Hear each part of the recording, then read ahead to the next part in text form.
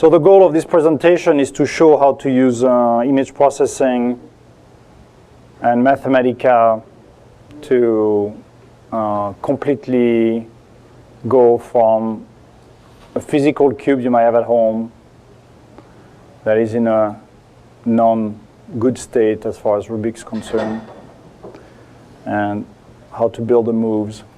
So you have a cube in a mangled state, and you put it on the table. You take your favorite phone, take a picture of it, then you rotate physically the cube to show the three other faces. You take a picture of it, and you say, I'd like to have a movie that shows me how to put this cube back together. So what I'm going to show you today is how to do the image processing to go from those pictures into a virtual model of the cube. And then we're going to show that once, this matches the pictures that you see above. And then when we have that, of course, we're going to use some trivial things to rotate the cube to a canonic position, which is preferred by the solver. And then we're going to use the two-phase solver that's written in Mathematica, that was written by somebody else than me, but that solves the cube. And then we're going to use Mathematica to generate an output movie. And to just give you an idea of what it looks like, here we're going to look at this that shows how the cube is solved.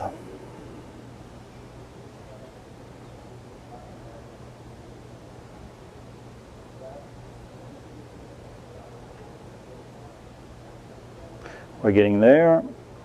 And you see that at the top, here it is. And you see that at the top, it gives you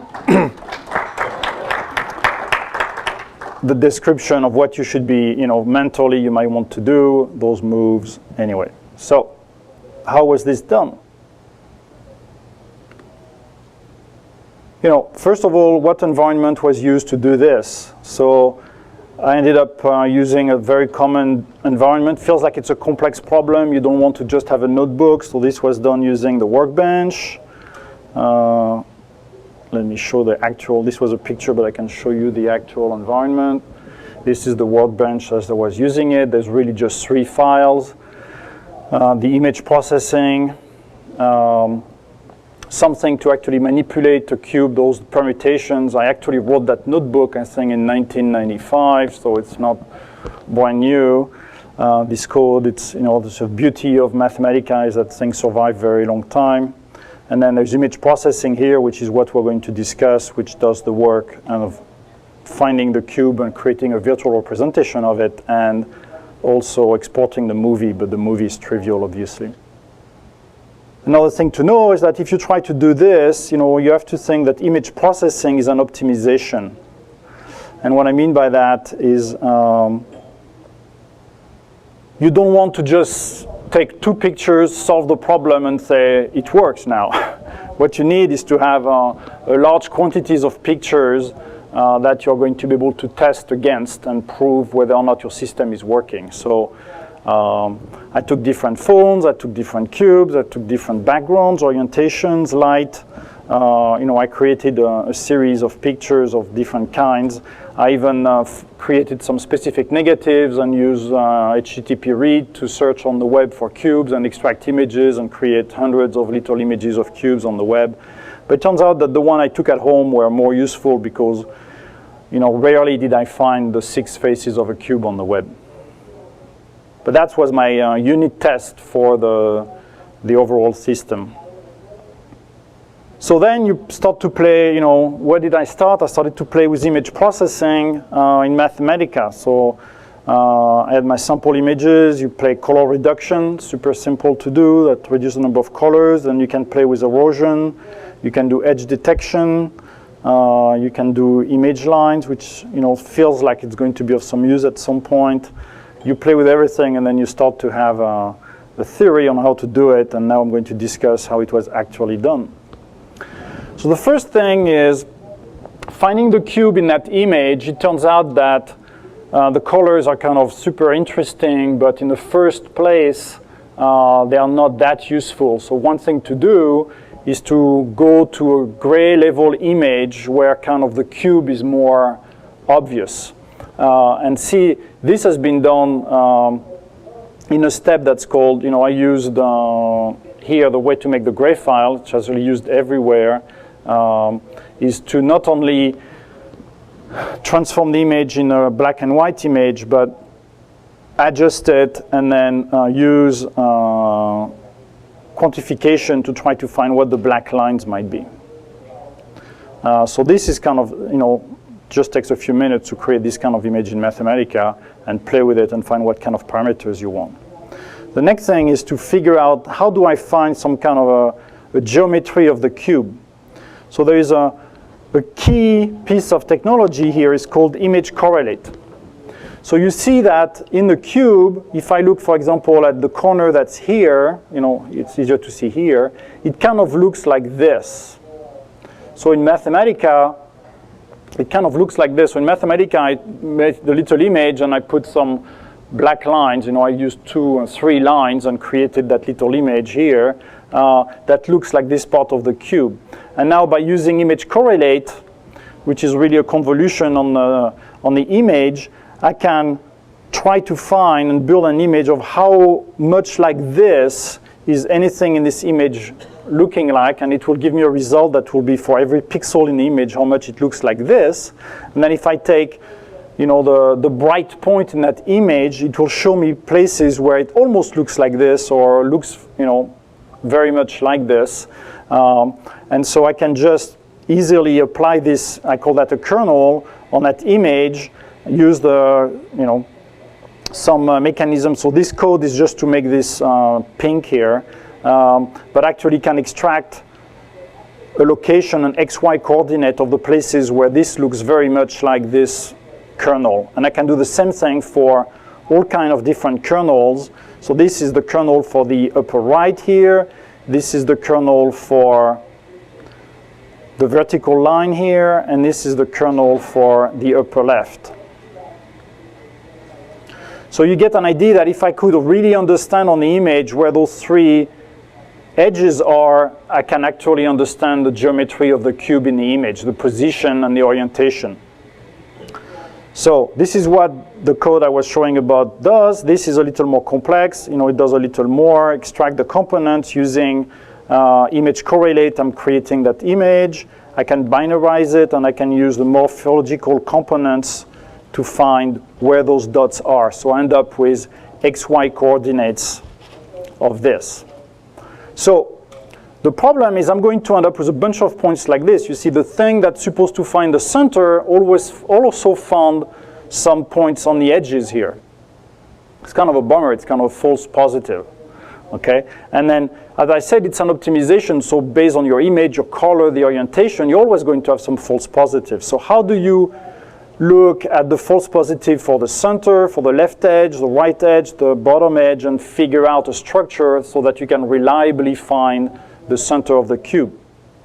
Well, the interesting thing is to do another use of Mathematica is to actually build a graph out of those points. So the points that I have, for example, here for the vertical, the vertical edge is I'm going to do a Delaunay triangulation of those points that I have in XY coordinates, and it will start to generate a graph. And that graph, I'm going to now look at how to direct the edges. So if you think about it, the interesting thing about the left edge is that it's always pointing in the same direction, roughly. So in terms of angle, even if my cube is a little bit rotated on the image, I can have a direction, a general direction, where I say, well, if I have an edge in that direction, it's a valid edge. If I have an edge like this, it's probably not part of my left edge anyway. So you can prune the graph that you got from the Delaunay and orient it so that you have things that are possibly an edge that goes and that I care about. And you do the same thing for all the graphs, for all the 3 little edges, and you put them together, and then you can ask Mathematica, what's the top of that graph? And it turns out that the top of the graph is always the center of the cube. And so now by just 2 commands, pretty simple in Mathematica, Delaunay, and I wrote 3 lines of code that calculate and turn my edge based on the things, and I put the graph together, and then I ask Mathematica, what's the head of the graph? I found the center of the cube. And then from there, it's easy, obviously, using my edges again to figure out which edge is which and to start to find those points here. So from that, my edge graph and my points that I have are actually starting to give me examples of my points on the side of the cube. So now I have the white point here, the center, the blue, the green, the red dots here, and I need to pretty much draw these kind of cubes. And how do I do that? Well, really what I have is I have a cube in my virtual space that's going to be an XYZ cube, and what there is that the picture is actually a transformation, which is a 3D rotation, and then it's a projection that's going to have a focal length and a certain distance. So in the end, all those things can be described in a 4x4 matrix, and I can just use solve to find all the parameters of the projection. Again, it's an optimization. Unfortunately, my points are not exactly where they're supposed to be, so rather than being a complete solve, I'm better off doing it in 2 steps. So I did a first step that's a true solve that's going to find the orientation. And then the other 2 parameters, which are the focal length and the distance from the camera, I'm actually going to use find minimum to find them. And once I found them, I actually cheat a little bit and I made the corners a little longer here. And the reason is because I want to make sure I'm not losing data about the cube, but I capture the whole cube. So I've made my little grid a little larger. So now I have those, I had just those points, but now I've actually got knowledge and I have much more, solid information about my cube. And I have, in particular, the head of the edges here, which are quite difficult to find by image processing because there's no black here. You see, and that's really annoying that I don't have a nice black thing, and I will never have a nice black thing here because that edge is round, on normal cube. Anyway, using a simple polygon vertex texture coordinate, now I can extract that part of the image here and make it an image like this. So this is the top of the cube, this is the left of the cube, and this is the right of the cube as we were seeing it here. Those pixels from that image are now here. And I'm going to do a second level of image processing, so good progress here. You see I'm just much closer to be able to figure out how my cube is oriented and done. And again, I've kind of calculated this, to give me more room, but at the same time it's annoying. I need to remove it now, but it's kind of clear that this view, I should be able to do it more easily. Another call from image processing, I'm going to call gradient filter and image lines to try to understand the view here. So gradient filter, I end up with this wonderful picture that kind of removed everything but kept the black. And now if I use image line on this, here we go. Oh, here it is. And I can even play with the image line parameters to try to find, what do I need to do to be able to see properly and capture things. So you see now I'm just using image line and some values that actually work pretty well on all images. I'm finding, more, numerical information from the image. Sorry, those are old errors. Here we go. And then applying that to the 3 images we were seeing earlier, I extract the lines. From those lines, I kind of extract dot information about where that corner is and all that corner, those corners are. And from that, I actually, reusing texture mapping again, I create images where I have now the colors roughly in the right position. And from that, you can extract, the most common color, do use color reduction and use common colors and extract the colors per side of the cube. So that's the first half of the problem, which is to find the spatial orientations and the first shot at what colors are there. As we see, it turns out that you don't extract the colors at this stage. It's too early, and that's the next slide. So the next slide is about this problem, which doesn't show well here, so I have to reduce it. Yeah, here's an example. So this cube in this picture is part of my set. Unfortunately, the background reflection light, when the picture was taken, I made things a little too orange. And what it's even difficult for a human being to evaluate, is this red or is this orange? And we have to use, the brain is pretty good at this because it does a white balance locally on the image, and so you see the difference. But in absolute value, those things are difficult. So this is kind of an histogram in 3D, in RGB space of colors that are common on cubes. See the white, the black, and you see the different colors. In HSB space, it kind of looks like this. And so I'm showing this to explain that the actual problem of lighting is you see the blue, the green, the yellow are quite well separated from the others. But it turns out that the red and the orange pixels have a tendency to be close to one another. And the problem is that with bad lighting, they would actually be on the wrong side of that division plane here. And so once you understand that problem, the solution is a bit obvious, which is you actually treat the 6 images together, and then you move the separation plane of the color reduction so that all those segments here are of the same size. And so you know that, because in the cube you have as many white and orange and everything. And with that way, now you are properly extracting the colors from the cube. And here's an example. Oops, sorry. This is an example of the separation plane. And you see that the red was a little bit dangerous close to the plane. So now we've actually extracted properly all the colors of the side of the cubes, and we know that we have a reliable algorithm for doing this. Next is just a rotation of the cube. So, as I said, it's pretty, I don't know how many hundreds of people have written this. It's kind of a fun thing to discover permutation, is how to show how the cubes rotate in different ways. You take any representation of the cube, and that's what whole group theory is about you can permute those things. Once you do that, you actually apply the two-phase solver that was written by Herbert. I don't know that guy, but he's pretty smart. So the way the solver works is by actually subdividing the group of the cube into subgroups. So it's kind of obvious once you hear it that you can take the cube, and if you limit some of the moves, so for example, you can say, and that's what Herbert chose as the principal group to subdivide from, he just enabled all the upper rotations and all the bottom rotations, but also the double rotations on all sides.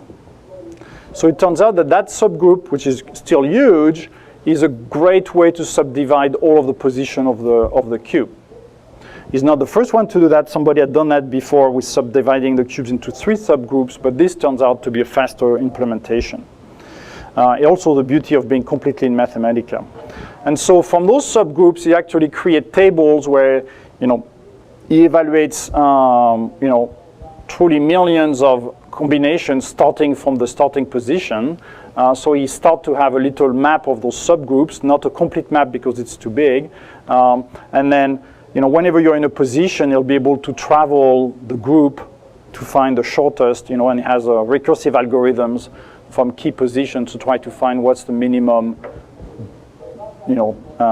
distance between the cube we have and the cube to find. And because the subgroup is divided into those subgroups, he actually has to do it twice in phase 1 and phase 2, and then he finds 2 solutions. This doesn't guarantee that it's the smallest distance, but it's pretty close. It's been proven that the cube can be solved in less than 20 the diameter of the cube's group is less than 20, it's 19. So we know that the space, we kind of know from the beginning it's possible.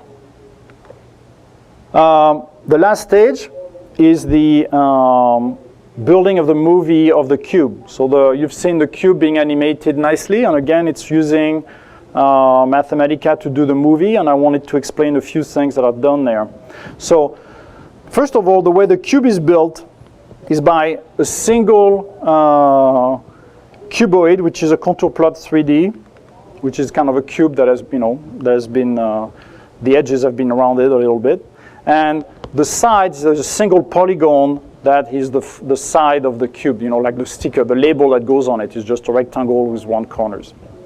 And then everything is built the cube and the animation is built with just those things and geometrical transformation to put them in the right places and then put them with the right color. And the trick of how to build a movie and have those cubes and all those things go is that there is a little machine that knows how to render the cube with a specific set of colors that are given by the current color set of the cube, and that can take any of the sides and move them by one angle, and that's actually this code. So it's geometric transformation. If you see, this one does a rotation around the x-axis for one. So geometric transformation, I don't know if you know how it works, but it can take something and apply transformation to it, you know. And so if you use it the smart way, you can use that cube, you make it 9 times on one side, then you make it 9 times for the middle and 9 times from the other side, and then you use transformations, and you can do that to the last group, and you can make the last one just rotate. And so the idea is, I take a cube in a position, I rotate by 90 degrees or 180 if I need to, then before the next frame happens, I actually put back the cube in right position, but I use the permutation of this to actually move my labels. So now I can back in the same place and I do the next move. So it's kind of a cheat where I turn the cube with the labels in one position, but as soon as the turn is finished, I put the cube back in its position, but I change the labels. The other thing that happens in the movie is that I've made the cube, but when you're holding the cube, it's kind of nice to see what's going on behind. You know, on the faces you can't see. So again, I used geometric transformation to create symmetrical versions of that cube, of that object, on the left side, the right side, on the bottom side. And then I used a transparent polygon to whiten those things to make them look like they are transparent, you know, reflections rather than being something that's through. And here's the movie again. Now you know all of this.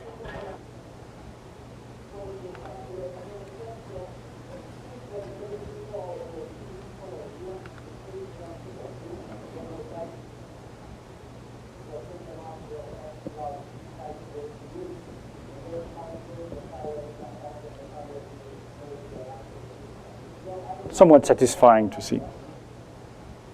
My goal now is to take this and to cut it into a longer explanation. I'd like it to be an online course. You know, there's probably enough to make 250 slides of really the step-by-steps of first making people discover the function, learn the function, and then apply it themselves on this so that they can do this themselves. That's it.